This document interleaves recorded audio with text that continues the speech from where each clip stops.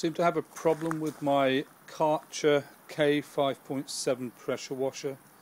It's currently sitting there, the power's applied, it's at full pressure so it's not actually pumping. So that looks okay, but if I now switch on the pressure, or sorry, switch on the gun, see it does that. Pulsing like that. And it means it never really gets up to full pressure.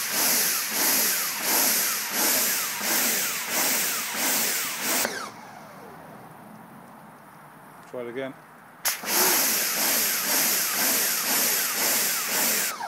If anybody's got any ideas, I'd really like to hear about it.